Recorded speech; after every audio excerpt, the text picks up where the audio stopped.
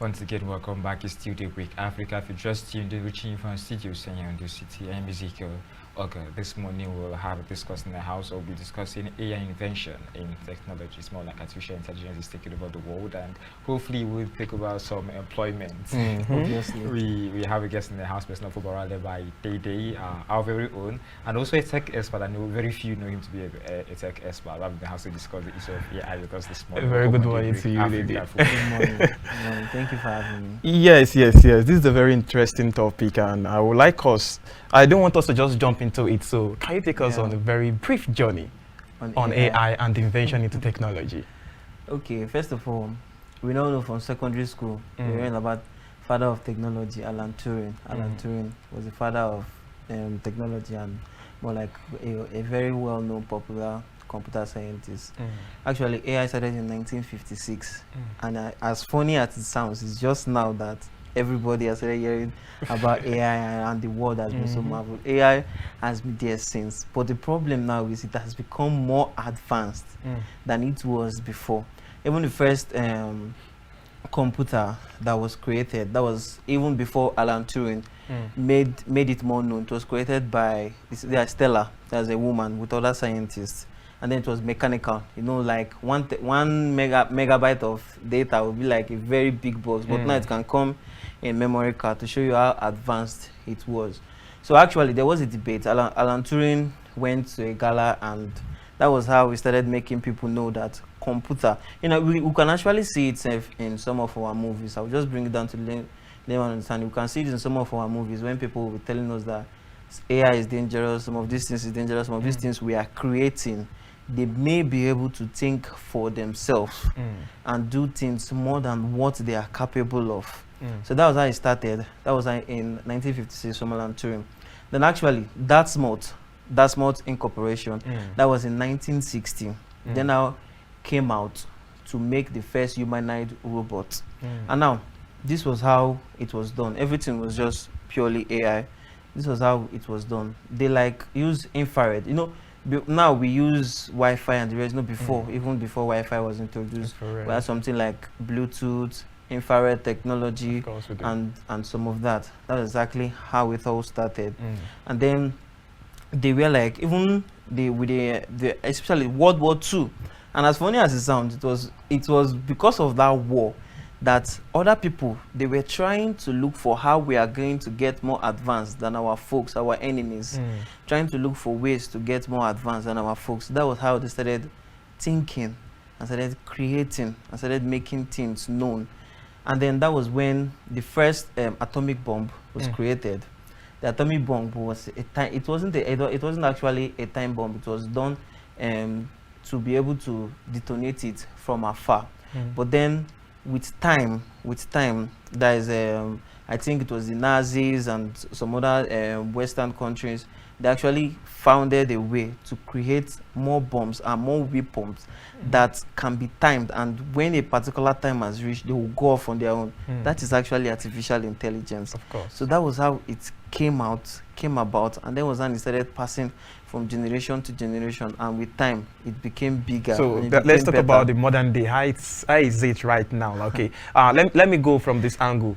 We've spoken about the atomic bomb, the invention, and everything. Now, let's talk about the book. How it has affected education so far. Like with the invention of ChatGPT 1, ChatGPT 2, 3, and now we have 4. And also we also have OpenAI. So many AI companies are actually coming. But the problem is, first of all, is professors, most top-notch people in computer science that actually produce this. And now, for AI to be produced, first of all, you must find the problem. Then use the programming language. Actually, the most programming language that is used for AI production is Python. It's Python, away from the Java and the rest. It's just Python language. And also, you have to know machine learning too.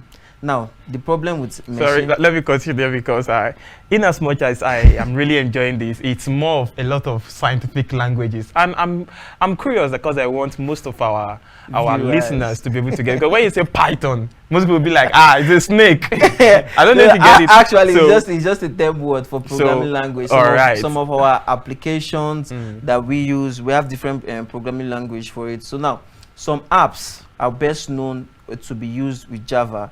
Some are C++ and some are Python language. Especially most games and gaming apps and the rest is mostly Python that they use. We have so many programming language, but just for the sole purpose of some particular applications that you want to use, is Python that is mostly used for it. So now you were talking about education, how it has affected our education, especially when ChatGPT came out. That was last year and upper year. Now you can just key in. Now actually there's an advantage and there's also a disadvantage, Of course. but how it has affected our learning now, especially in modern day society, is you can just key in some few words like a math question, and then it will just automatically, because with it, how for you to know how this works, that's why I went to the machine learning and I went to the programming language, and the ChatGPT 4 was created just to solve problems. And also, I don't know if you have like your mobile app where there is, especially GT Bank, they have it, Talk to Ben. It's just like, it's an AI, it's a robot. It's a robot. It was created through machine learning, and every FAQ, that's frequently asked questions, has been taught to the machine, so that whatever question you ask, my account was debited, when am I going to be refunded, all these kind of things, it will tell you what you want to know. So now when it comes to the education sector, especially when it comes, math, physics, those are very, very difficult courses. I'm going to just tell you why. Now, when I was in school, actually I studied mass comm. I didn't want to study mass comm, but I had a problem with my math teacher then, which was, I don't know if his brain was not, some of these teachers, there's a way they do, they are mostly harsh. So I wasn't able to get so close to him because of how harsh he was. Obviously, he was explaining some things, and when he's done explaining, if you want to ask questions, it's like he gets so disgruntled and he may shout at you. And so many people, because of that, actually he was actually sacked by the school. Because of that, so many people did not understand math and some other courses. He was teaching both math, physics and chemistry, and because of that, so many people ran to art class. But God helping, I'm still a big person, which I am today. But so how it has affected education, now you can just have like, we can just be so close to your computer. You have a question that you want to ask this machine. You type in the question. Now, the problem is, it's not just going to give you the answer. That's how these computer scientists, with the algorithm they've used, with the maths, the formulas and everything, it has been taught to the machine. That's called machine learning. It has been taught to the machine.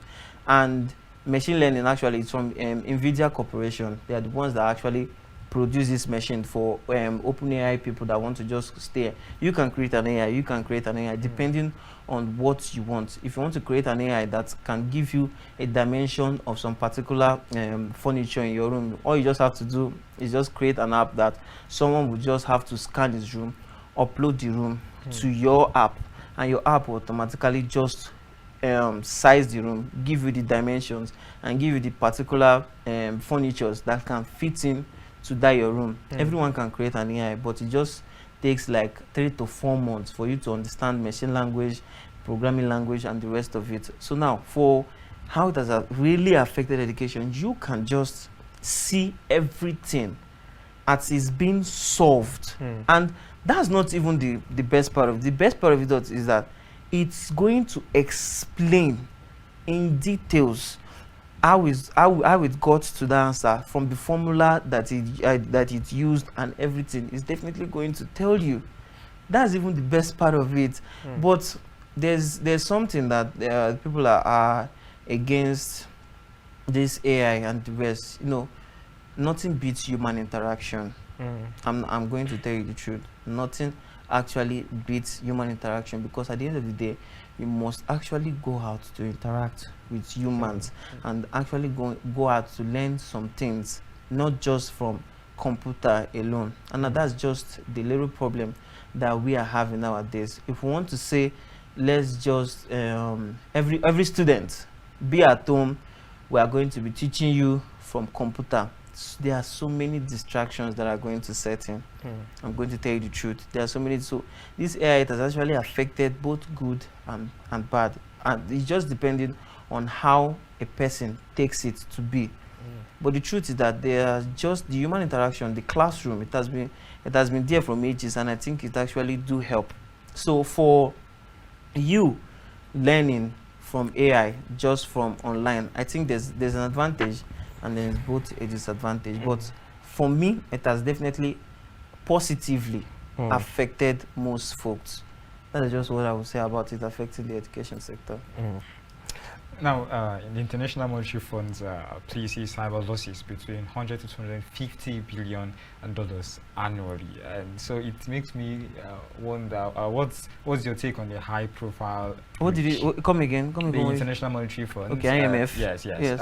It places cyber losses. Okay, cyber okay. losses between 100 to 250 billion dollars annually. So it's more like the AI is not exactly safe in itself. You know, the entire. Yeah, talking about scam and the rest, cyber attacks and the rest. What's your take on this? Actually, it's just like some patents are going to be created to solve this. It's going to happen, and it's never going to stop. That's why most people are now going ahead. See, let me tell you something about Linux. Linux is an operating system. Ezekiel is safer than Windows. I am not here. I'm just here as a tech expert, and I'm not here trying to tell you that everyone should change the operating system to Linux. Now, when it comes to Linux, it's more safer. It is embedded with cybersecurity, so many cybersecurity analogies in your system that is going to help you fund away such attacks. Whether I like it or not, there must be scam. Whether I like it or not, evil has been there from time and is ever going to be there. And the worst part of this AI is that so many people don't know what they are actually getting themselves into. You remember when I said that you can create your own app and just using the furniture as an example? Ezekiel or Michael, if you were to be a very wicked person and you create your app, obviously, you remember when you go to online and you're trying to browse, all these things is just AI technologies, and you try to browse. When you enter a new site, there is no site, most sites, 90%, they are going to tell you to accept cookies, right? Now, accepting the cookies, you don't even know what you're accepting. Most of these sites, terms and conditions, under the cookies, read our terms and conditions.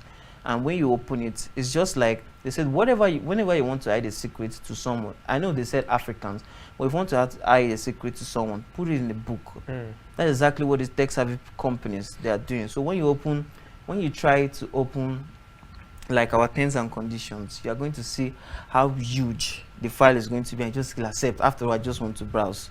That's exactly what you want to do, right? So now, some of these people, some of these apps, we just have to be smart. Honestly, we just have to. You're accepting cookies now.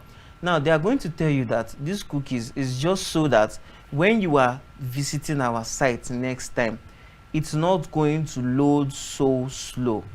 Now, and you will not be like, oh, okay, actually that's good. So that next time I'm entering this site, it's going to know my preference, it's going to know what I've clicked, what I've not clicked, and the rest of it. Even in Google, if you open Google, you can see that some of the sites that you have clicked will be labeled with purple, and the ones you haven't clicked will be on blue. Now, Google is actually a big firm that I'm just giving you an example of how these people know the move that you've taken before in the past and how they can use it against you in the future. Now, some of these apps, they are going to be asking you your name, your username, your name to be created. They will tell you to put your email, and some won't go as much as telling you to create a password under the email. Now, studies have shown that 70% of humans that go to any website to create like something, or you just want to be a member of that website, and you say put in your email and create a password, 70% of humans, they use the password that they used to create their email to put in to that same website. So if I'm a criminal, if I'm a bad person, I can definitely just use that against you. That's why most people, they're not going to tell you to put on two-step authentication or verification. whereby they are going to, whenever you are logging, I have it everywhere. I was telling my colleague that I'm a tech person, but for you to scam me, it's going to take a big deal. You must be very, very close to me, or you must know something that I don't, because every day I try my best to learn. I even took a cybersecurity class because of how these attacks keep on perpetrating in our society. Even the so-called Bitcoin that was untraceable before.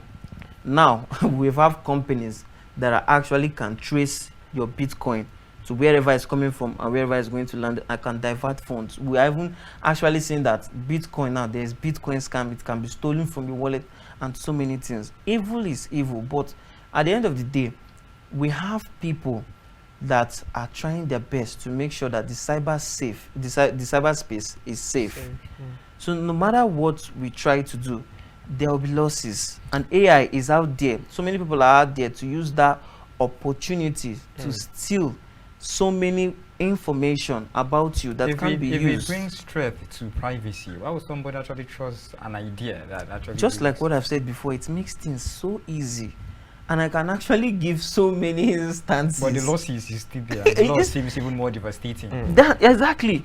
Do you know a time is going to come when we can't control this AI? You see Ezekiel, we see it in movies, and we just feel like it's never going to happen. Even right now, you know, when we were, and the world is just turning to something else. When we were little, our parents tell us, don't sit too close to the television. Stay back from the television. It's going to affect your eyes. Don't stay too close to the computers. And now, last week or 2 weeks ago, Apple Vision Pro, $3,599 was launched. It's a big, like a VR headset that will be plugged to your face. You don't even have to on the TV anymore. It has internet. It has everything that you want. It is just in your eye. And now let me tell you something that maybe that will be when we talk about the major disadvantage. Okay, I have a question here because I know we are fastly running out of time.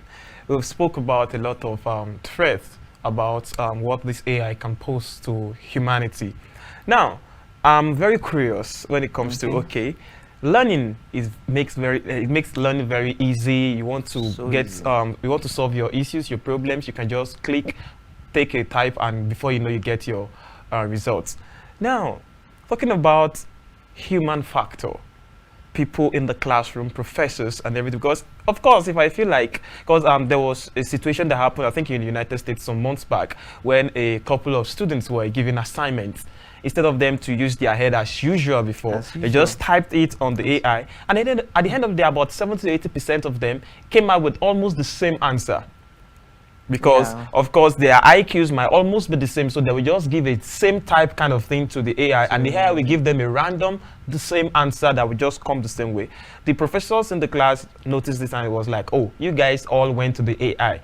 Now, what kind of threat do you not think this is posing on lecturers in the classroom? Because you go, if you agree with me, the amount of people that you were employing in banks before are not as much, because you can initiate transactions in the comfort of your home. You want to do something, you just go back to the ATM and use it. Now, employment, we have issues with it already, especially coming to Africa. Now, with the introduction of AI to Africa as a continent, let's say Nigeria as a country now, if people adopt this, are you not seeing it coming as a bigger blow when it comes to employment issues in this country? Of course it will be. But now, it's now more like forcing people to be diverse in nature and not to put all your eggs in one basket. That's exactly what I was telling my colleague also, because the way this AI is advancing. Now, let me give you an instance with Premiere Pro. Now, Premiere Pro and Adobe Photoshop, they just gotten like a new feature where, especially for people that does podcasts, you're just going to impute. Normally, you are going to cut in the 4 cameras and edit it yourself. But now, with a new AI feature, and now let's just assume that I'm going to employ 2 people to be editing this podcast that can be edited for like 5 days. With AI now, I just need only 1 person to just fix in the cameras and just sit down there and just put all the cameras and put everything. and the AI will just cut everything. It will even make me not to even pay that person more because he did not do most of the work. Obviously did not do most of the work. But just the same way, I told someone that an iPhone camera, no matter how much an iPhone is going to sell, a 1 million naira iPhone camera can never beat a 250,000 naira professional camera. And it's never possible. From the ISO level, from everything, it is not possible. A time is going to come where this AI will be so advanced that we will not want to rely on it because of how dangerous it's going to be. But for the meantime, I'm telling you that it's a big threat to employment opportunities, because what 3 people can do, AI can just make it do 1.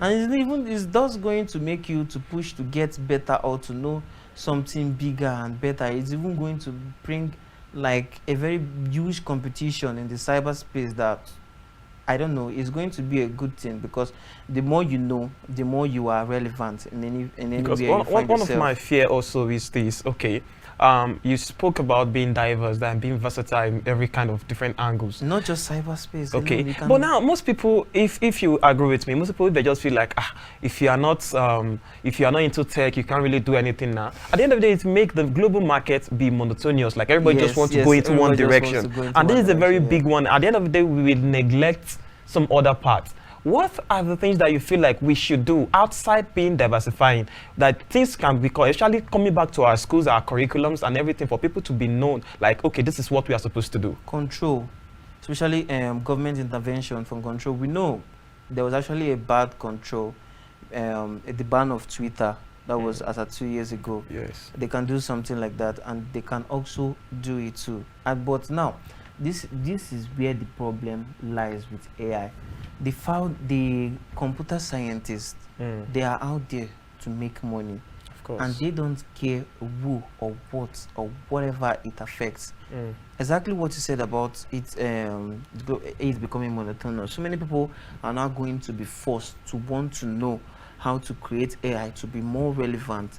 But at the end of the day, the only thing that can be done is just control on how this is going to be used in a particular time. Like, I like what ChatGPT 4 does. Like the new update now, you can ask question only once in a day, no matter how much you've paid, which is actually a good thing, not like asking multiple questions. So now you must be forced. They are trying to tell you that this thing, it's just there to help you in a very big difficulty, but something that you can just use your brain to do. But because AI is there, you just want to type it and get the answer fast and copy and paste, or just write it down. Meaning is even going to affect us on the long run. It's going to affect brain development on the long run. That's exactly what it's going to do. So if there can be just a slight control on how this AI is being used, but it is very funny when you talk about control, Dede. You just talk about how it could actually do away with the issue of employment for human, and to some point I think this AI thing is taking away the humanity in human. Take for instance the robotic wives. Yeah, Elon Musk. It's more like you're taking away what makes us human and human. So it's more like it. So far, I'm beginning to feel it poses more threat, disadvantages than good. And I don't know how we're going to face it having like a robotic wife, No, this is exactly. Please, let's get this straight. Like, I think we're out of time. No, we're out of time. But this is exactly what I'm going to say. Perversion sells wherever you are in this world. However I want to put it, perversion will always sell. Now, the problem is, if I, as an AI creator, comes to say, I want to do like buy robotic usher for your church that will be passing out baskets for people to be putting their offering, who is going to patronize me? Exactly, perversion will always sell. That's exactly, and these people, they are out there to make more money. Another problem, I'm just going to list out the dangers so that for people out there, AI has become so dangerous. Like, you can use your phone, you can use your face to open your phone. Some of these phones, facial recognition. AI has become so dangerous that I can just create like with just a drone. I can just create a drone and direct it to be able to control it wirelessly, and put in your face as a facial recognition on that drone, and actually infuse a bomb inside of it, that drone, and just like mark it in a particular altitude and latitude, that this is exactly where you are going to rotate and find this person. And if that drone with the camera just find your face, it is going to run into you and just do away with you. That's exactly how dangerous AI is going to become in the next future if there is not a way to just curb it down. AI is good, fine. It helps learning, fine. It facilitates learning, fine. But it is quite dangerous, So and it opens. you prescribe that will go with control. Yeah, exactly, and which is even very difficult because the producers, they are out there for just their own gains. And to be honest, I'm going to tell you the truth. Even if they want to help society, they want to help, but with something in return for them. So control is actually going to be very difficult, but I think that's the only solution that can be done. Okay, thank you very much for coming on. We the program. really have not done justice. Of to course, this. as I We always really say, have not done there's going to justice. be a rematch because I still have a lot on my plate. Like how a lot. We need to talk about. Like for the when Ezekiel was talking about the losses and the rest, there are actually things that we can do to just make sure that we are so cyber security conscious wherever we are or wherever we go. It's obviously maybe another time. Of course, we are going to do a better segment with a very longer time. And I must say thank you very much for coming on the program. Thank you for having me. For dipping into your wealth of wisdom, knowledge to help us to understand. We the laymen. Of course, now we understand some things that we do not understand. And viewers, I'm very sure too that you've also picked one or two things. AI is good, but control is a thing that we need to look into for us to have the best benefit of AI and enjoy the technology. From us here, we'll be handing over to our Lagos studio to give us more juicy package. I will say bye-bye. Michael Obagiri is my name. And do have a wonderful day. I remain Ezekiel Ogar.